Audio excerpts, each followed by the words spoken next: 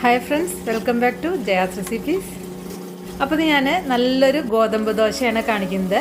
അത് നുറുക്ക് ഗോതമ്പ് കൊണ്ട് തന്നെയാണ്. നമുക്ക് റേഷൻ കടയിൽ നിന്ന് കിട്ടുന്ന നുറുക്ക് ഗോതമ്പായാലും അല്ല, സാധാരണ ഉള്ള ഏത് നുറുക്ക് ഗോതമ്പ് കൊണ്ടും നമുക്ക് ഉണ്ടാക്കാൻ പറ്റിയ നല്ല ടേസ്റ്റുള്ള ഒരു ഗോതമ്പ് ദോശയാണ് കേട്ടോ.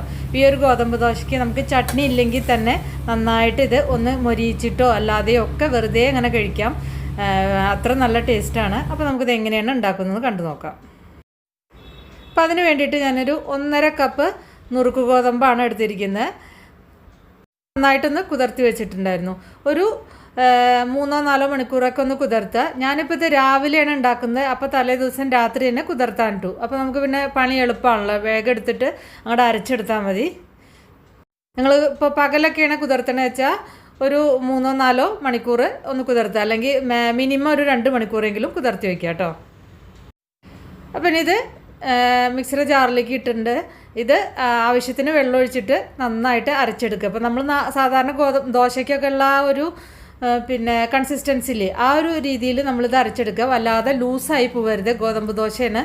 അപ്പോൾ വല്ലാതെ അങ്ങനെ ലൂസാവരുത്. അപ്പോൾ ഇതാ മാവൊക്കെ ഇത് അരച്ചെടുത്തിട്ടുണ്ട്. കൺസിസ്റ്റൻസി ശ്രദ്ധിക്കണം കേട്ടോ.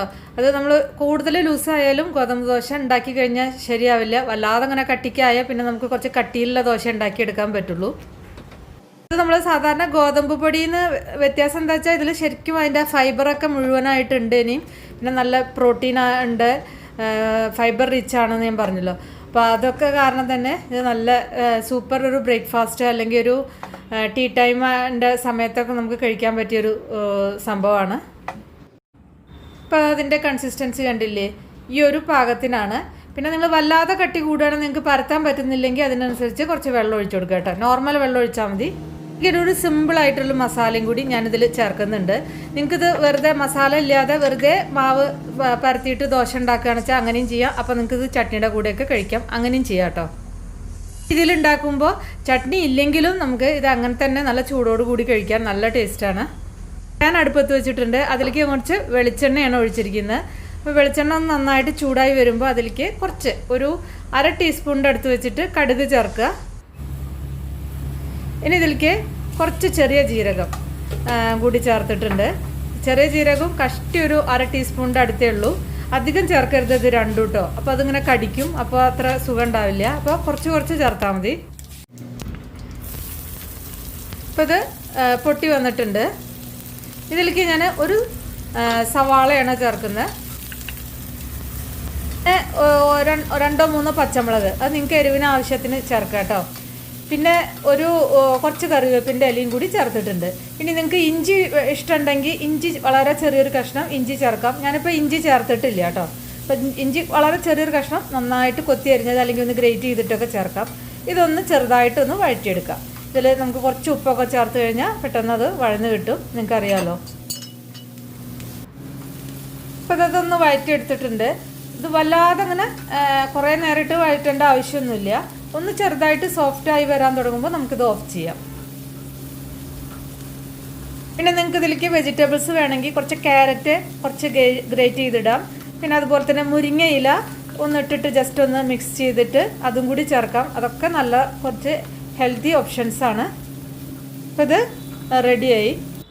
ഇതാ നമ്മുടെ അരച്ച് വെച്ച ബാറ്ററിലേക്ക് ഞാനൊരു 3 നുള്ള് ഉലുവ പൊടിയാണ് ചേർത്തിരിക്കുന്നത്. ഉലുവ ഒന്ന് ചെറുതായിട്ട് ചൂടാക്കിയിട്ട് ഒന്ന് പൊടിച്ചിട്ട് ചേർത്താൽ മതി. അല്ലെങ്കിൽ ഇപ്പോൾ എല്ലാവരുടെ കയ്യിലും ഉലുവ പൊടിയൊക്കെ എല്ലാവരുടെ വീട്ടിലും ഉണ്ടായിരിക്കും. ഒരു 3 നുള്ള് കൂടുതലായി പോകരുത് കേട്ടോ. ഇത് ഈ ദോശയ്ക്ക് ഒരു പ്രത്യേക രുചി കൊടുക്കും. പിന്നെ നമ്മൾ ഈ മസാലയും കൂടി ഇതിലേക്ക് അങ്ങോട്ട് ചേർക്കുക. ഇത് നന്നായിട്ട് മിക്സ് ചെയ്യുക. ഇപ്പോൾ ഞാൻ ഈ മസാലയിൽ കുറച്ച് ചില്ലി ഫ്ലേക്സ് ചേർത്തിട്ടുണ്ടായിരുന്നു കേട്ടോ. അത് പറയാൻ ഞാൻ വിട്ടുപോയതാണ്. അത് പിന്നെ നിങ്ങൾ കണ്ടോ അറിയില്ല, കുറച്ച് ചില്ലി ഫ്ലേക്സും കൂടിയും ചേർത്തിട്ടുണ്ടായിരുന്നു. അപ്പോൾ നിങ്ങൾക്ക് വേണ്ടെങ്കിൽ ഒഴിവാക്കാം, നിർബന്ധമൊന്നുമില്ല. പക്ഷേ ചില്ലി ഫ്ലേക്സ് പൊതുവെ ഞാൻ എല്ലാറ്റിലും ഇടും. ഒരു പ്രത്യേക രുചിയാണ് അതിന്. ഉണക്കമുളക് ജസ്റ്റ് ഒന്ന് ക്രഷ് ചെയ്തിട്ട് ഇട്ടാൽ മതി കേട്ടോ. ഇതിലേക്ക് ഒരു 1/2 കപ്പ് തേങ്ങ ചിരകിയത് ഇടാം. ഇനി നിങ്ങൾക്ക് തേങ്ങ ചിരകിയത് വേണ്ടെങ്കിൽ ഒഴിവാക്കാം, പ്രശ്നമൊന്നുമില്ല കേട്ടോ. അപ്പോൾ തേങ്ങയും കൂടി ഇട്ടാൽ പിന്നെ നമുക്ക് ഞാൻ പറഞ്ഞില്ലേ ചട്നീൻ്റെ ഒന്നും ആവശ്യമില്ല. ആ തേങ്ങയുടെ ആ ബൈറ്റൊക്കെ കിട്ടുമ്പോൾ നല്ലൊരു ടേസ്റ്റാണ്. അപ്പോൾ ഇത് നന്നായിട്ട് മിക്സ് ചെയ്യുക. അപ്പോൾ ഞാൻ ഇതിന് മുന്നേ തേങ്ങ മാത്രം ഇട്ടിട്ടുള്ള ഗോതമ്പ് ദോശ ഇതിന് മുന്നേ അപ്ലോഡ് ചെയ്തിട്ടുണ്ട് കുറച്ച് മാസങ്ങൾക്ക് മുമ്പേ. അപ്പോൾ നിങ്ങൾക്കത് കാണാത്തവർക്ക് അത് കണ്ടു നോക്കാം. അപ്പോൾ ഇതിൽ ഞാൻ കുറച്ച് ഉള്ളിയും കൂടി വഴറ്റിയിട്ടുണ്ട്. എല്ലാം കൂടി നന്നായിട്ട് മിക്സ് ചെയ്തിട്ട് ഉപ്പൊക്കെ ആവശ്യത്തിന് ചേർക്കുക. എന്നിട്ട് ആ കൺസിസ്റ്റൻസി ഒന്ന് കറക്റ്റ് ആക്കുക. അപ്പോൾ ഈ മസാലയും കൂടി ഈ ഉള്ളിയൊക്കെ ചേർക്കുമ്പോൾ മാവ് ഒന്ന് തിക്കാവും. അപ്പോൾ നിങ്ങൾ കുറച്ചും കൂടി അതിലേക്ക് വെള്ളമൊക്കെ ചേർക്കുക കേട്ടോ. സാധാരണ പച്ചവെള്ളം ചേർത്താൽ മതി. അപ്പോൾ അതാ നോക്കൂ, കൺസിസ്റ്റൻസി ഒന്ന് കണ്ടോളൂ. ഈ ഒരു കൺസിസ്റ്റൻസിയാണ്. കൂടുതൽ തിക്കല്ല, പിന്നെ എന്താ പറയുക, അതേപോലെ കൂടുതൽ ലൂസും അല്ല. ആ ഒരു പരുവത്തിലാണ് ഇപ്പോൾ ഇത് ഞാൻ ബാറ്റർ ഉണ്ടാക്കിയിരിക്കുന്നത്. അതായത് നമുക്ക് പരത്താൻ പറ്റണം, ആ ഒരു രീതിയിലായിരിക്കണം. അപ്പോൾ നമുക്ക് ദോശ ചൂടാം. പ്രത്യേകിച്ച് ഗോതമ്പ് ദോശ ചുടുമ്പോൾ ശ്രദ്ധിക്കേണ്ട ഒരു കാര്യം, ഇത് പലർക്കും അറിയാവുന്ന കാര്യമായിരിക്കും, പക്ഷേ ബിഗിനേഴ്സിന് അറിയാൻ വേണ്ടിയിട്ടാണ് കേട്ടോ ഞാനീ പറയുന്നത്. അപ്പോൾ ഇത് വല്ലാതെ ഈ കല്ല് ചൂടായി കഴിഞ്ഞാൽ മാവ് ഉരുണ്ട് വരും, നമുക്ക് ശരിക്കും പരത്താൻ പറ്റില്ല. അതേപോലെ തന്നെ എണ്ണ, ഇതിൻ്റെ മീതെ നമ്മൾ പുരട്ടുന്ന എണ്ണ കൂടുതലായി കഴിഞ്ഞാലും മാവ് ഉരുണ്ട് വരും. ഇത് രണ്ടും ഒന്ന് ശ്രദ്ധിക്കുക കേട്ടോ. ഇപ്പോൾ വളരെ കുറച്ച് 1-2 ഡ്രോപ്പ് എണ്ണ വെച്ചിട്ടാണ് അതൊന്ന് കല്ലുമ്പിൽ ഒന്ന് പിന്നെ പുരട്ടാവും. എന്നിട്ട് ദോശ ഒന്ന് പിന്നെ പരത്തിയെടുക്കുക. അപ്പോൾ ഇതാ നന്നായിട്ട് ഡ്രൈ ആയി വന്നതിൻ്റെ ശേഷം ഞാൻ കുറച്ച് നെയ്യ് ഒഴിച്ചിട്ടുണ്ട്. അപ്പോൾ നിങ്ങൾക്ക് നെയ്യ്, വെളിച്ചെണ്ണ, നല്ലെണ്ണ എന്ത് വേണമെങ്കിൽ ചേർക്കാം. വെളിച്ചെണ്ണയൊക്കെ ചേർത്താൽ നല്ല ടേസ്റ്റാണ് കേട്ടോ. അപ്പോൾ ഞാനിപ്പോൾ നെയ്യ് ഒഴിച്ചിട്ട് അതൊന്ന് മറിച്ചിട്ടിട്ടുണ്ട്. എന്നിട്ട് നമുക്ക് എത്ര വേണ്ടച്ചാൽ മൊരിച്ചെടുക്കുക. അപ്പോൾ നന്നായിട്ട് മൊരിച്ചെടുക്കണമെങ്കിൽ ഫ്ലെയിം ഒന്ന് കുറച്ചതിൻ്റെ ശേഷം മാത്രമാണ് മൊരിച്ചെടുക്കാവൂ കേട്ടോ. അപ്പോൾ ആദ്യത്തെ ആ ദോശ ചുട്ടു. അപ്പോൾ രണ്ടാമതും ഞാൻ മാവ് ഒഴിച്ചിട്ടുണ്ട്. നിങ്ങൾക്ക് നല്ല ക്രിസ്പി ആയിട്ട് ദോശ ചുടണം എന്നുണ്ടെങ്കിൽ എപ്പോഴും മാവ് കനം കുറച്ചിട്ട് പരത്തണം, എന്നാലാണ് ക്രിസ്പി ആയിട്ട് കിട്ടുള്ളൂ. അതേപോലെ തന്നെ കുറച്ച് ലോ ടു മീഡിയം ഫ്ലെയിമിൽ വെച്ചിട്ട് കുക്ക് ചെയ്യണം, അതും ശ്രദ്ധിക്കുക. ഇതുപോലെ ബാക്കിയുള്ള ദോശയും ഉണ്ടാക്കിയെടുക്കാം. അപ്പം ഞാനിപ്പോൾ വല്ലാതെ ക്രിസ്പി ആയിട്ടല്ല കേട്ടോ ഉണ്ടാക്കിയിരിക്കുന്നത്, ഞാനിപ്പോൾ ഈ ഒരു രീതിയിലാണ് ഉണ്ടാക്കിയിരിക്കുന്നത്.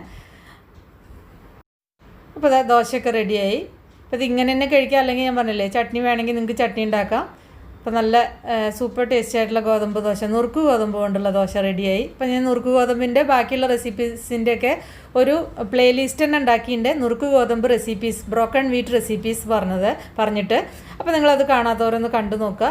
അതുപോലെ ഇത് ഉണ്ടാക്കിയിട്ട് നിങ്ങൾ നിങ്ങളുടെ ഫീഡ്ബാക്കൊക്കെ ഒന്ന് അറിയിക്കുക കേട്ടോ. ഇഷ്ടപ്പെട്ടാൽ ഒന്ന് ലൈക്ക് ചെയ്യാം, അല്ലെങ്കിൽ നിങ്ങൾക്ക് ഡിസ്ലൈക്ക് ചെയ്യാം. അതുപോലെ തന്നെ നമ്മുടെ ചാനൽ ഇതുവരെയായിട്ടും സബ്സ്ക്രൈബ് ചെയ്തിട്ടില്ലെങ്കിൽ ഒന്ന് സബ്സ്ക്രൈബ് ചെയ്യുക. അപ്പോൾ ഇനി നമുക്ക് വേറെ ഈസി റെസിപ്പി വീണ്ടും കാണാം. താങ്ക്